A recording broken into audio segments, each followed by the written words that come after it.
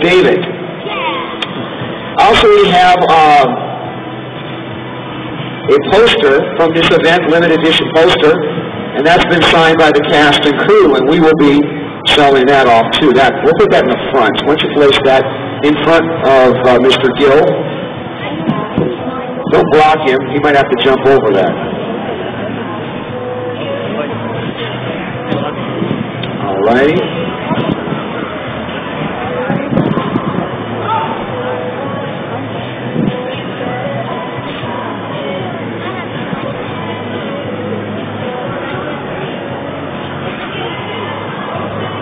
Anyway, let me introduce our cast up here, and we're going to start off here with Don Shanks, ladies and gentlemen.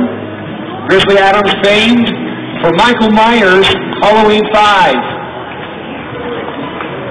Next to him, Mr. George P. Wilbur, Halloween 4 and 6, Michael Myers.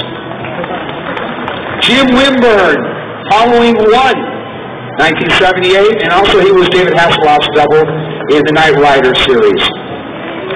From the Transformers movie, and also working on a new show that's being shot up by where you're at with Leverage. He was his Buzz Bundy's mentor. He puts the car on two wheels, Mr. James Smith.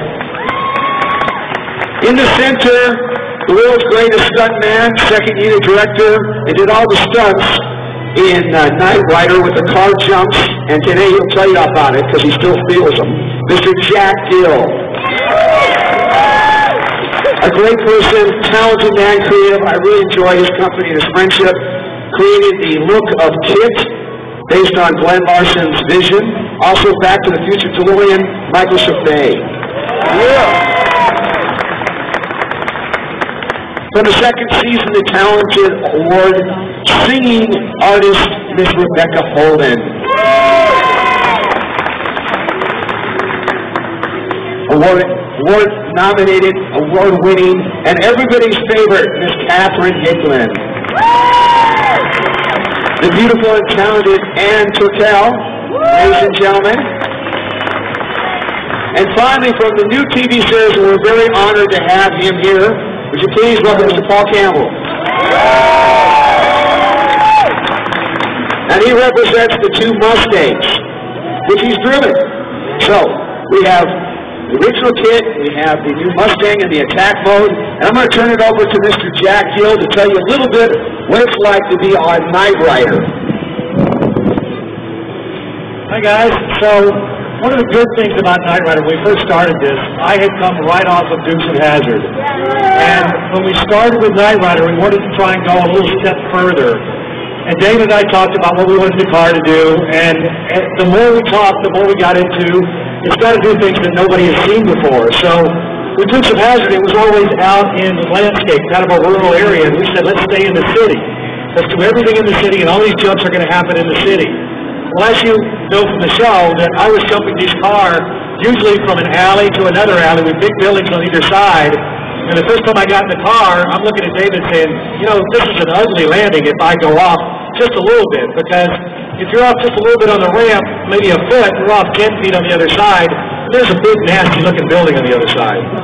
So the first one went well, and after that, we started progressing from that, and KITT jumped everything. We jumped over anything you can think of, and through landscape signs, and I mean, we had so many different things that we came up with that I got to a point where I said, let's try blind drive jumping. That's when the blind drive part came through. And a lot of times, you would see KITT come up, and David would jump in the car, and I would be blind driving the car. Well, as you probably know, I'm driving from the right-hand seat in a blind drive seat. And when I come up to grab David, and he jumps in the car, he likes to drive. So we fight for the steering wheel, trying to get to the next mark. And he's saying, I've got the car. I'm saying, no, I've got the car, you can't drive. And we fight the next turn, and if we wreck, I call it his fault, he calls it my fault. So that's kind of the way it went. We had a lot of fun on the show. It was a great experience for me, and I have to say that that time in my life was like a family for us. And it was all about, you wanted to come to work, you wanted to work the long hours because you knew you were doing something good for everybody. And the show was about a family-oriented type of event. So I'm glad you all liked the show. We all love the show too. And I'm glad to see you all here. Thanks a lot. Jack Gill, ladies and gentlemen. Let's hear one time for Catherine Hicklin. Go ahead, get him, Stevie. Okay, well, I am Catherine Hickland, and you may know me best from One Life to Live, where I played Lindsay Rappaport for 12 years until I retired and moved to Las Vegas. I was Stevie Mason on Knight Rider for 3 episodes where I actually married David Hasselhoff. Well, what do you know? What a coincidence. I also happen to be engaged to him and married him in real life, but that did not last. However, I have. And I'm here with you, and I am really happy to be here. I'm so happy. It's such a thrill to have worked on a great show that's now almost 30 years old. And, you know, all of us that own these cars, we are crazy people, hopefully just like you, and we really love meeting you, and working on the show is a great honor for me, just to be able to go everywhere in the world and meet fans of the Knight Rider, which, in my opinion, there has never been another television show that captured the heart, soul, and imagination of audiences everywhere. So we're just so happy to be here with you, and if you see me today, come up and give me a hug, because that's what I'm all about. Welcome. Have a great day and our great day. Catherine Hickland, Miss Hippo. Miss Ann Tickell, ladies and gentlemen. Put your hands together one time for Annie. Always playing the bad part, but I love the bad girls. So tell us about it. You're in the right city, Ann.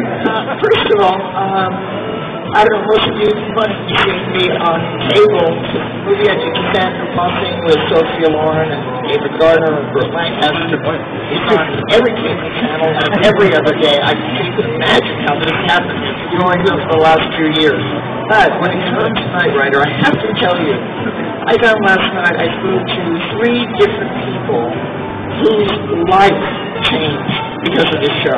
They were watching you since the age, you all know who you are up there, since the age of like 6 years old, and it made such an impact. These people have grown up to have the most extraordinary lives.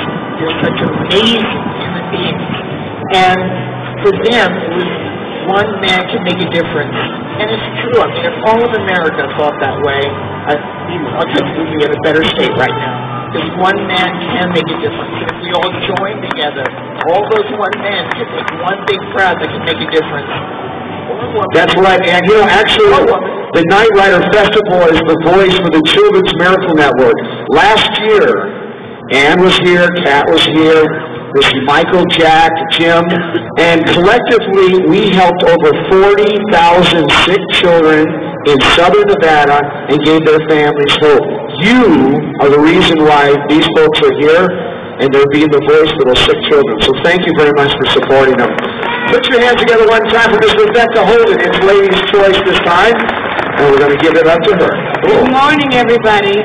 Welcome. It is a privilege to be here with all of you and to have this reunion with my fellow cast members and all the wonderful crew, and Paul Casey, who has put on this incredible event for 3 years now, and to be here with all of you who have loved and embraced this show the way that you have.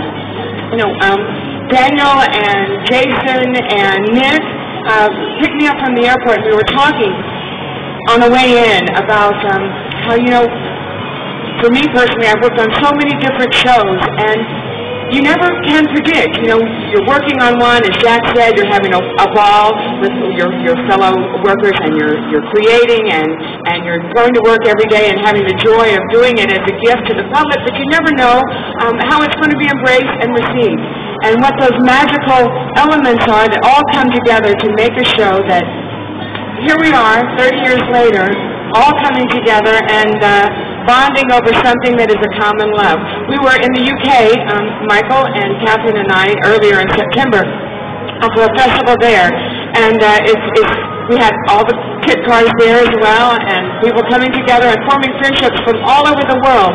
We get mail from countries all around the globe of people that love this show. And like Annie said, it does make a difference in people's lives. A young man came up to me and said, you know, I didn't have a wonderful childhood. I didn't have great parents who taught me right and wrong and the values in life. But this show delineated good and evil so clearly, and I made different choices in my life because of what I learned from this show, and that one man can make a difference. And I am the man that I am today because of it. So the great time that we had during the show, it gives us even more a feeling of satisfaction and fulfillment, knowing that it made a difference. So thank you for that. Rebecca Holden. And I have to